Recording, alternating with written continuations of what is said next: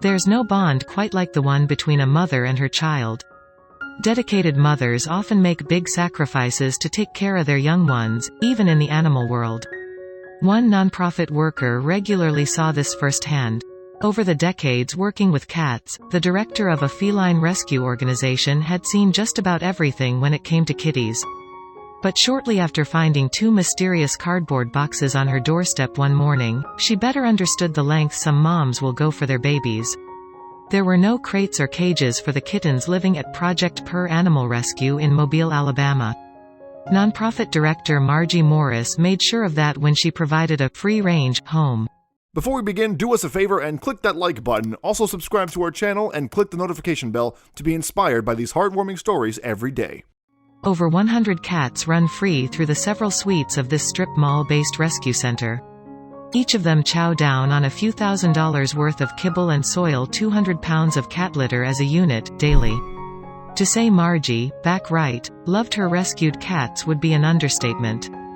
But in her handling of hundreds of cats and adoptions, she rarely encountered anything quite like what she found in July of 2017. On a Thursday morning, Margie rolled into work only to find 2 cardboard boxes stacked on top of each other outside the front door of her office. On further inspection, they proved to be quite strange. Punched holes peppered the boxes, and someone had sloppily wrapped them with duct tape. Margie's stomach sank. She suspected she knew what was in those boxes. Margie and the shelter staff opened the top box and confirmed Margie's suspicions. Inside lay a mother cat alongside 2 orange kittens, both 5 weeks old. And in the second box? Fearing the worst, Margie and her team opened the second box, and it was empty. Evidence suggested, however, that the box once held a cat who'd escaped her cardboard prison. This was a problem she would worry about later. In the meantime, cat-loving Margie had a clear and present problem: the mother cat and her kittens. She named the mother Caroline and the kittens Shiloh and Neil. Then, she did what she did best and helped the cats out. Margie gave Caroline extra cat food with vitamins, to bulk her up, and set up a little bed and a little kennel for her to keep Shiloh and Neil safe. Meanwhile, at the rescue, the kittens had the time of their lives. As small as they are, Margie, right, said, the kittens will play, and they're wrestling each other and jumping around, and they cuddle up next to the mom. She loves them, and she's taking very good care of them. But Caroline also had a secret. Even with 2 kittens to care for, Caroline was pregnant. Margie suspected she'd become pregnant shortly after birthing Shiloh and Neil, and that the new litter would be weeks away. But just a couple of days after her discovery, Caroline went into labor and delivered 4 more adorable kittens. But something didn't add up to Margie when she did the math. Given the timeline, there was no chance Shiloh and Neil were Caroline's true cat kids. She adopted the little tykes herself, taking a couple lonely kittens under her paw. Talk about a motherly instinct. But then, who was the true mother of Shiloh and Neil? Once again, Margie had her suspicions: the cat who escaped the empty cardboard box. And soon, coincidentally, a rescue worker spotted something curious outside. On Saturday morning, there was another cat spotted running around the parking lot of our little strip mall, Margie said. Myself and 3 team volunteers tried to catch her. She was getting up in the car engines, Margie said, and we couldn't catch her.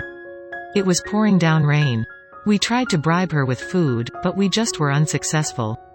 We're hoping that she's still out there somewhere. It's unknown whether Project Per Animal Rescue ever caught the loosed cat, and if she truly was the mother of Shiloh and Neil. But nevertheless, Margie knew Caroline had the kitten situation under control. See, Caroline could have escaped her cardboard box if she'd wanted. A desperate cat with sharp claws can do anything she puts her mind to. But she stayed with her adopted children and protected them. I'm just grateful that she didn't run away and leave the babies, Margie said. I think that might be the best thing I love about that cat. She did not leave those babies. She's the best mom ever. And with her 4 new kittens, Caroline still didn't shirk her responsibilities toward Shiloh and Neil. She took care of them and her new babies. She was the best thing to ever land on Project Per Animal Rescue's doorstep. Caroline is obviously a role model for felines and humans alike. She doesn't discriminate. While her maternal nature is admirable and amazing, some animals take completely different species under their wings. One rat was in for quite the wholesome journey. Most people don't take too kindly to rats. Then again, most people haven't met Riff Rat. His adoptive mom rescued him off the streets when he was just 4 weeks old. When people heard about her plans, they were skeptical. That's because she already had another pet, a dog named Osiris. Dogs may be loving creatures, but they're not exactly known for their fondness of rats. In fact, some breeds were originally bred specifically to hunt them. However, Riff Rat was lucky. His canine companion wasn't like other dogs who might delight in terrorizing tiny rodents. There was something quite different about Osiris that made him the perfect friend for Riff Rat. The 3-year-old Dutch Shepherd also happened to be a therapy dog, which might explain why he was so much more patient than other dogs. It was Osiris's job to be sweet and nurturing, especially to other animals. Even with a trained professional like Osiris, precautions had to be taken. Osiris was still much bigger than the little rodent. Thankfully, Osiris and Riff Rat bonded almost immediately and they forged a connection like no other. They're pretty much inseparable these days. Look at Riff Rat taking the opportunity to sneak up on his best bud and give him a miniature smooch square on the lips. How sweet is that? When not snuggling, they ham it up together for the cameras. These two might not understand what a camera even is, but they certainly know when they're in front of one. Clearly, they waste no time relishing the spotlight. Doesn't this look like it could be a poster for a movie about a quirky pair of animal friends out on a quest for a missing slice of cheese? Who wouldn't pay to see that? Osiris and Riff Rat made for quite the pair. Osiris has helped foster and care for dozens of animals and he is the gentlest dog I've ever met, their owner said. Looking at an image like this, it's impossible to believe that Osiris could ever have a mean bone in his body. Riff Rat really likes licking the inside of Osiris' mouth, added their owner. I'm sure you all are wondering if we're afraid Osiris will eat Riff. Nope.